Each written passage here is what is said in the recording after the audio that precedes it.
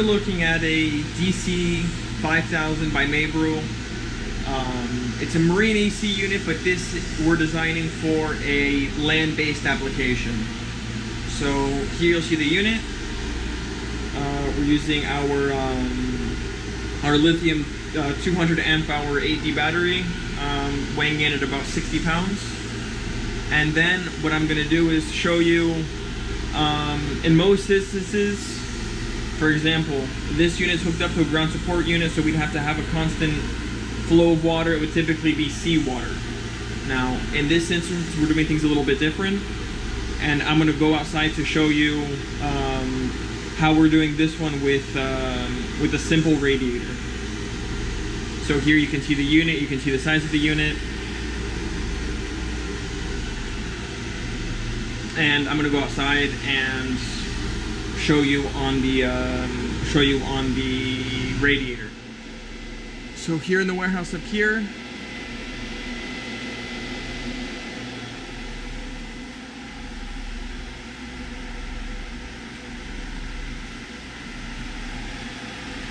these two hoses are the hoses that we saw inside connected to the unit.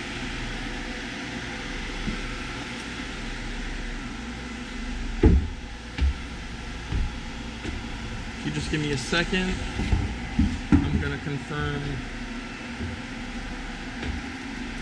dimensions. So the radiator that we're using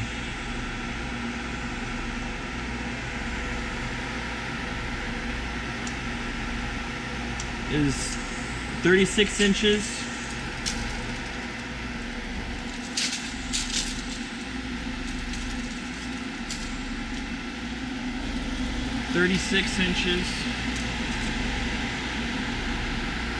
by 2 inches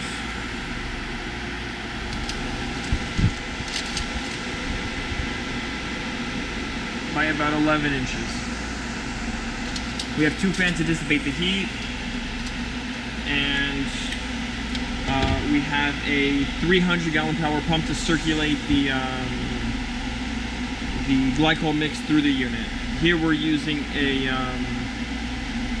2-to-1 propylene glycol mixture, propylene glycol to distilled water,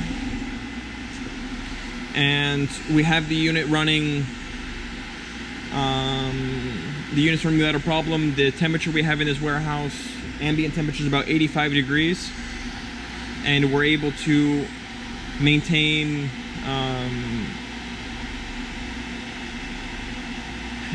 cool enough water to keep the unit running and cooling efficiently. On this application, with the 2 fans in the pump, we are increasing the amperage quite a bit, so we're going from 28 amps on the unit. Right now with this whole setup, we're drawing about 41 amps in DC, 12 volts. And now I'm going to go back inside the office and show a little bit more about the physical unit. Just wanted to show that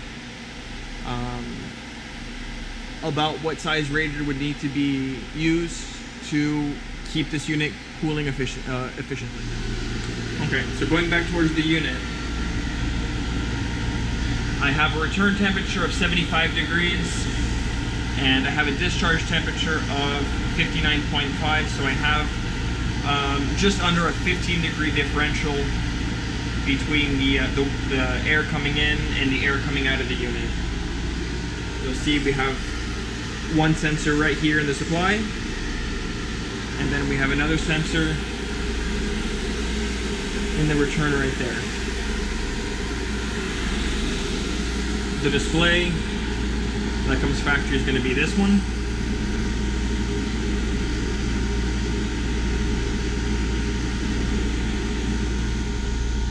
So we can adjust the fan speed.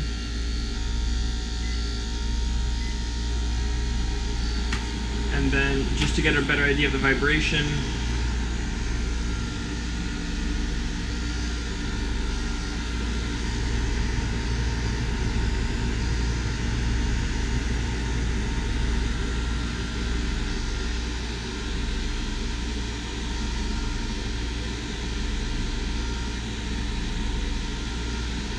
and we'll also to give you a better idea of the size. But just to reconfirm dimensions and make our lives as easy as possible.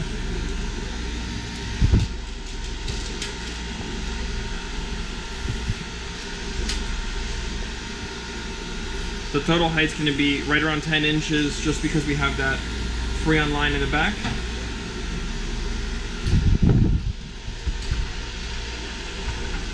Our width, we're looking at just under 8 or about 7.5 inches.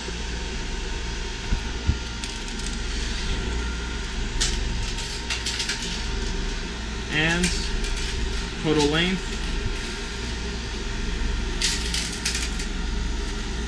Total length, we're looking at 15 inches.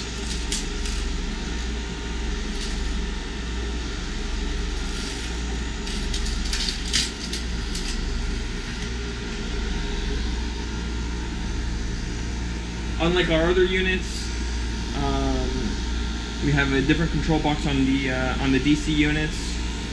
It's an 8-gauge wire required to connect from the battery or the batteries to the unit, and there's no remote air sensor available for this unit. It's just going to read directly from the display, which is going to be a little hole up here in the corner, and that's where the temperature reading is going to be taken from.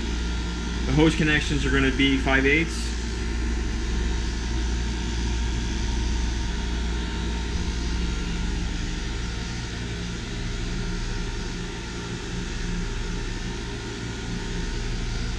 And so far the unit's been running this morning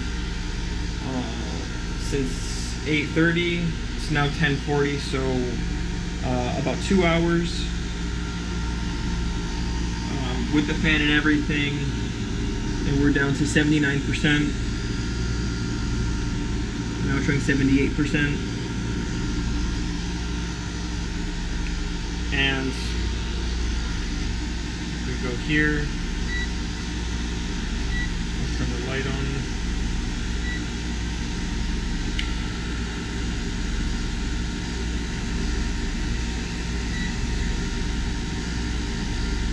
Running just under 41 amps, and this is with the circulating system on top.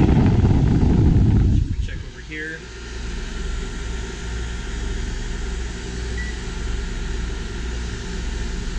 You can see that it's running just about 12 amps.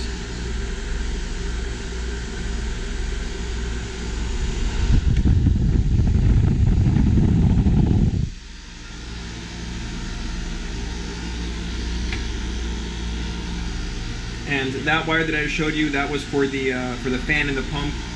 So we have the unit that's turning on the fan and the pump by itself when required. That can also be wired directly to the battery and just be left running.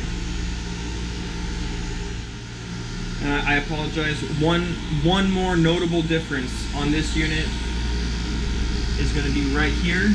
This is our through-way valve, so this unit also does have heating capability. So this is a heating and cooling unit in this small little footprint here.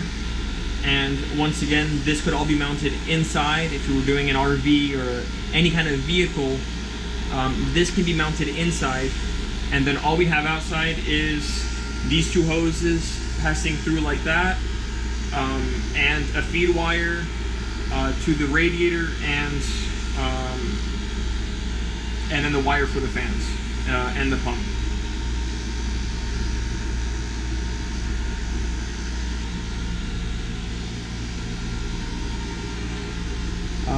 And one thing I do want to be clear on, this can't be tied into an existing radiator on a vehicle, just because engines run at a much higher temperature.